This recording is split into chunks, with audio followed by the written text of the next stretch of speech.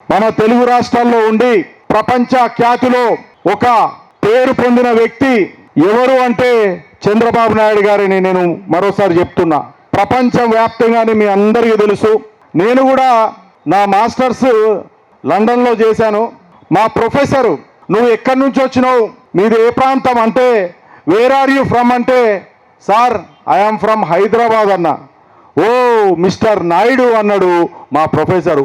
అంటే హైదరాబాద్ని ప్రపంచంలో పటంలో పెట్టిన వ్యక్తి నారా చంద్రబాబు నాయుడు. చాలా మంది అన్నారు హైదరాబాదు సార్ పెట్టిండు, సైబరాబాద్ సార్ నిర్మించిండు, చాలా అంటే అవహేళన చేసిండు. చరిత్ర ఎవడు చింపినా అది చినిగది. చరిత్రనే, ఆ చరిత్రనే చంద్రబాబు నాయుడు అని మరొకసారి చెప్తున్నా.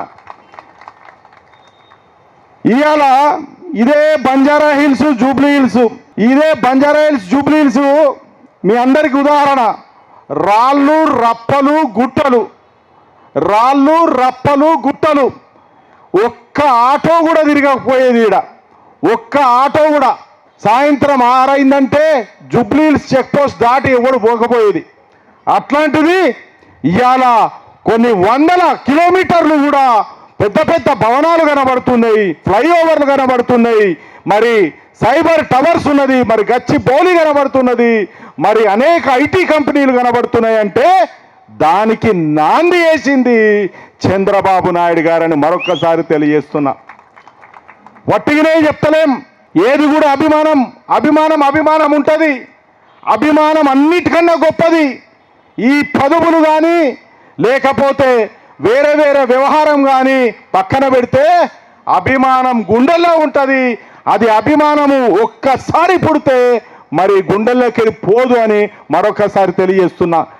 76 సంవత్సరాలైనా ఇంకా పొద్దున లేచి మరి ఆయన క్రమశిక్షణతో యోగా అవి ఎక్సర్సైజ్ చేసి ముందుకు సాగుతాడు. 8 గంటలకు టెలికాన్ఫరెన్స్ పెట్టుకుంటాడు.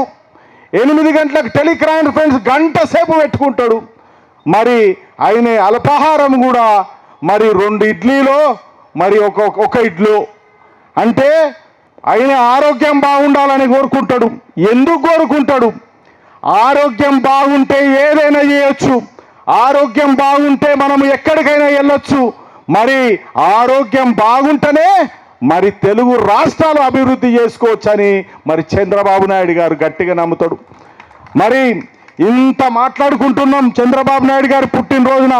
మరి ఒక మనిషి బాగుండాలంటే, ఒక మనిషి చురుగ్గా పనిచేయాలంటే, ఒక మనిషి మరి నిత్యం 18 గంటలు పనిచేయాలంటే మరి ఆయనకి ఏదో ఒక బ్యాక్ బోన్ ఉండాలి. ఆ బ్యాక్ బోనే, ఆ ఆశీర్వాదమే, ఆ సపోర్టే, ఆ స్నేహశీలే మన అమ్మ భువనమ్మ అని మరొకసారి తెలియజేస్తున్నా.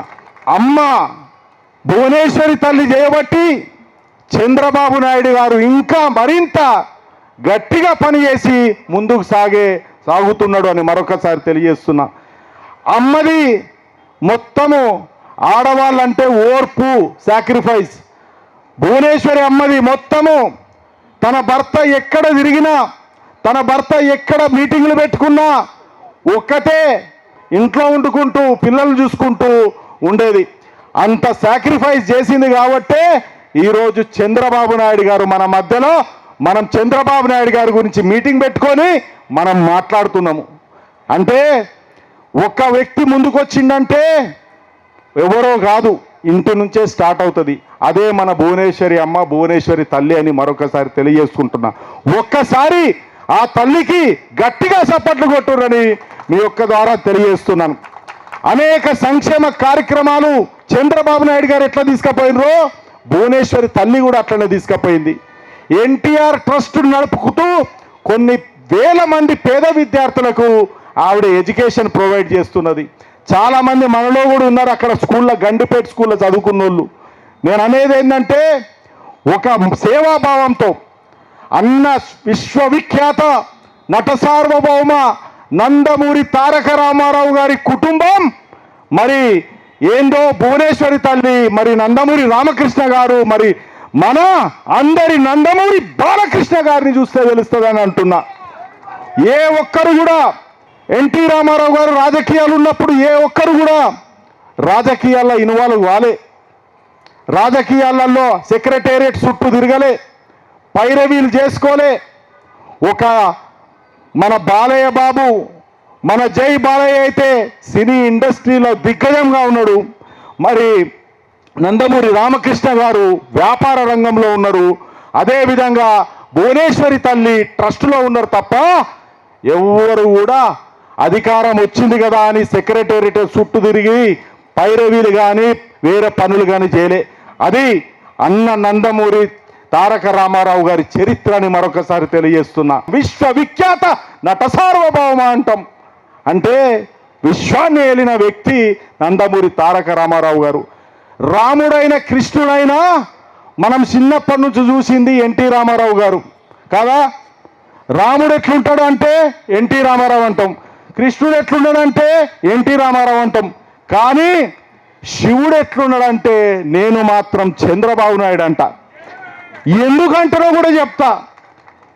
శివుని వల్లే, ఆ పరమశివుని వల్లే మనసులో గొంతులో బాధ ఇక్కడ పెట్టుకొని మీ బాధలు నా బాధలు అని ఇక్కడ బాధలు పెట్టుకొని కన్నీళ్లు లోపల పెట్టుకొని కన్నీళ్లు కారకుండా బాధను లోపల మింగకుండా బయటికి కక్కకుండా ఈ బాధ నా దగ్గరనే ఉండాలి, ఈ విషయం నా దగ్గరనే ఉండాలి, అప్పుడే నేను దృఢంగా తయారైతా, మీ బాధలు నా బాధలుగా భావించి నేను మిమ్మల్ని కాపాడుతా అన్నాడు చంద్రబాబు నాయుడు. ఎన్ని అవమానాలకు గురయ్యిండు, ఎన్ని అవహేళనకు గురయ్యిండు, కుటుంబ సభ్యులను ఎన్ని అవమానించినా కూడా నిట్టూరంగా ఒక్క నిప్పురవ్వై నేను ఉంటా, నేను మళ్ళీ వస్తా, మళ్ళీ నేనే వస్తా అని మరి ఈరోజు అధికారంలో ఉన్నాడు చంద్రబాబు నాయుడు గారు. 76 ఏళ్ల నవ యువకుడు చంద్రబాబు నాయుడు గారు. మరి యువకుడు ఇంత పని చేస్తుందంటే ఒక్కసారి హృదయపూర్వక పుట్టినరోజు శుభాకాంక్షలను గట్టిగా చప్పట్లు కొట్టున్నాను. Thank you.